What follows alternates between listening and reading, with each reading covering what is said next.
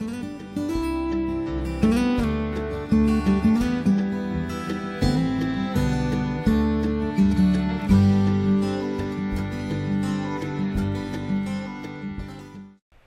hello everyone and welcome to another episode here on the MIgardener channel. So it is that time of year. We have harvested some stuff, pulled out some plants, and the ground is looking a little bare. Now, I don't want bare soil because bare soil allows weed seeds to land and sprout, leading to grass and other weeds coming into the garden to steal nutrients and all that other stuff when I could be growing more vegetables for the fall. Now, I know a lot of people are interested in growing fall gardens and have asked me, hey Luke, how do you start a fall garden? What are plants that are good? And is there any plants that I should be looking into? And I think a very common misconception is, what is a fall garden? Now, a fall garden, in my opinion, is a garden in the fall. A lot of times people try to exclude a lot of plants just because they don't really see them growing in cold weather. For instance, lettuce is a plant that a lot of people would grow in a fall garden. Kale is one that people would grow in a fall garden. Cold hardy crops. However, a fall garden can be anything that you want to grow in the fall. You just have to make sure there's enough time allotted or given to make sure that plant matures by the time you have your first frost. So the first thing you want to do is look at your first frost date. You can find that at your local gardening extension, or just search first frost date, find like the nearest big city, and kind of go by that as a reference. Very easy to search for. So once you do that, you look at today's date, or the date that you want to plant your fall garden, and see if there's enough days to maturity till that first frost. And if there is, you can plant that. So for instance, right now we don't have enough time for tomatoes, but maybe even a month ago, I could have planted tomatoes, and a lot of people would have said, Luke, what in the world are you doing? You're planting tomatoes this late in the season? And I would have said, well, yeah, I want a fall garden. I want a fall harvest of tomatoes. And the same thing goes with zucchini and broccoli and even corn. You just have to make sure that you give enough time to have a fall harvest. So the harvest is very broad. It's based on what you want to be growing.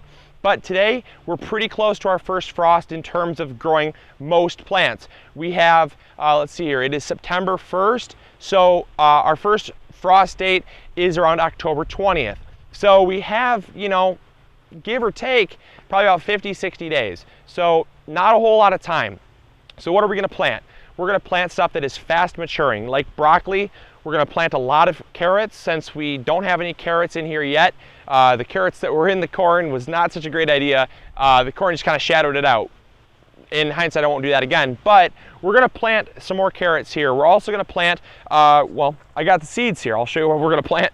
I have, let's see here, I have Imperator carrots, lots of different types of carrots. I have Nutri-Red carrots. It's a bright red carrot that's high in beta-carotene. I like that a lot.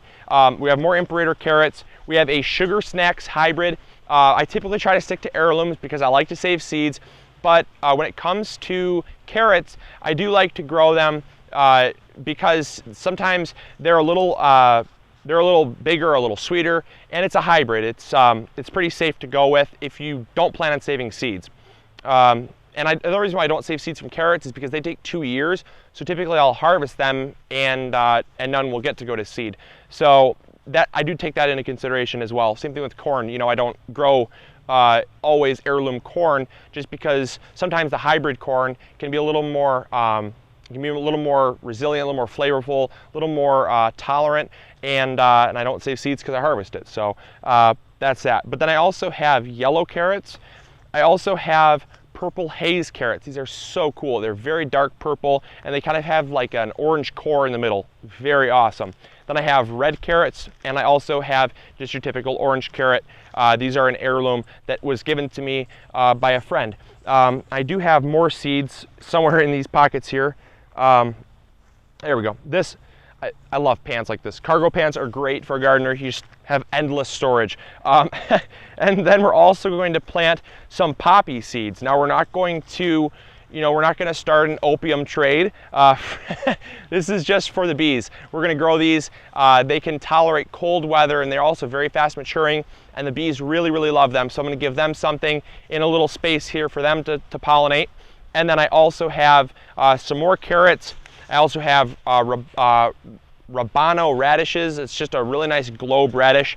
And then I also have Denver half-long carrots. So you're probably thinking, holy cow, Luke, you're going overload on the carrots. But carrots are something that we really use a lot, and we'll be able to preserve them. So they're going to be a little more beneficial. And that's one thing that I really do like to grow when I'm considering a fall garden, is if I'm going to use this space again, is there anything that I can plant to benefit me longer into the season? Because radishes are one of those things a lot like beets. Beets, we can pickle them, but if you don't eat them fresh, they really don't have that same flavor. So I typically will, I'll typically will grow fewer of those things than things like potatoes, where I can keep them all winter long, or onions, where I can keep them all winter long. Those types of things that are just multi-seasonally beneficial.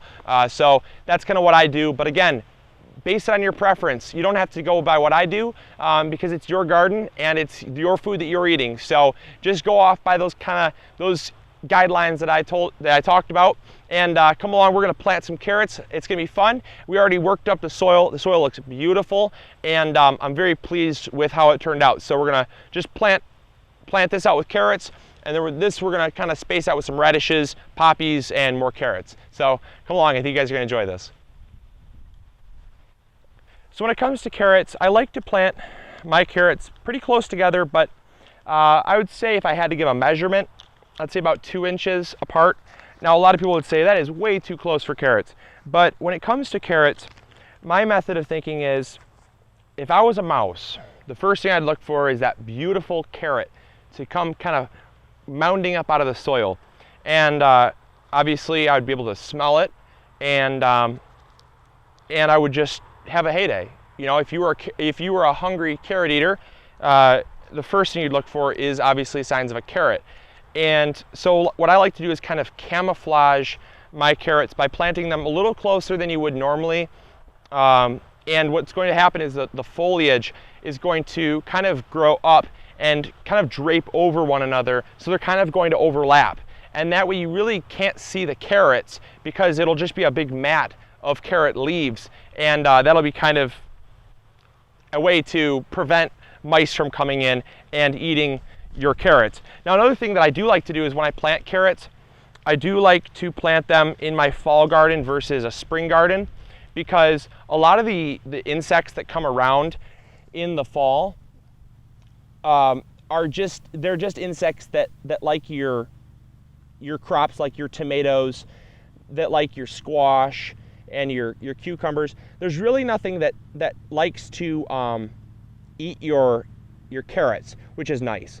But another thing that's really nice is the soil has had a chance to dry out, and I find that's a big problem with gardeners. People always say, you know, I have such a problem with root rot, and how in the world can I prevent root rot? And that's basically why I'm planting in the fall. So we have really wet soil here, so instead of planting in the springtime, I will instead just wait for the fall, because obviously our garden is dried out. It's had all season to dry, and I have a lot less problem with root rot than I would in the springtime when the ground is very wet. So that's just another thing to take into consideration, is what grows well in the springtime, because I can grow kale, I can grow broccoli in the springtime, no problem. But if I'm going to get the most out of my garden, I'll optimize like that. And one more thing that I thought I'd mention about growing carrots in the fall that makes them a benefit is that if you decide to grow carrots, you're going to notice that the taproot that the carrot produces, I mean being the carrot, the root, will help aerate the soil more. And that helps when you pull the carrot out to aerate the soil. And in the springtime, you'll notice that the soil is much looser, because it has not had that time to compact, you know, where you have nothing planted, or maybe you've planted a different crop where you harvest above ground. It will be a lot more beneficial for you in the fall. And that's one thing that I've noticed has been a huge benefit, is planting root crops in the fall. And farmers actually do that. You'll see farmers planting daikon radishes in the field, and basically they just grow them simply for aeration, because it's a very cheap form of aeration. And they also then in the springtime just till till the radish is under, and they rot and feed the soil. So it's a form of green manure, and that's something that I really like as an added bonus. So, there's lots of reasons to plant carrots or root vegetables like beets and radishes, because all those will do the same thing. Potatoes even, but potatoes are a little harder to plant in the fall. And one last thing that I was going to mention, but I just remembered, was the question of should I plant garlic? And garlic in a fall garden is a terrific idea. I don't typically plant my garlic yet. People always want to plant garlic, but the thing is that garlic grows really well if you plant it about 1 month from your frost date. So I'll probably wait about a month before I plant my garlic, just because you don't want it to come up strong and be growing nice and big for you and then have the frost. You would much rather have it just start coming up and then the frost come, because what happens is then the next year you'll have a nice healthy root system, and you're a lot more likely to have a successful garlic crop, versus if you plant them right now, the plant would get really large, and then it would actually stress the plant out when the frost came, and it would actually just focus more on flowering the next year, because garlic is in the same family as onions and the same family as a lot of other things like leeks and stuff like that, and chives, and those will all flower the next year because they're considered a biannual. And that's one thing that I really like about biennials, but I also really don't like, is if you want to plant them in a fall crop, it's possible, but you have to time it out in your fall crop properly. Otherwise, you'll just end up with really pretty flowers in the springtime.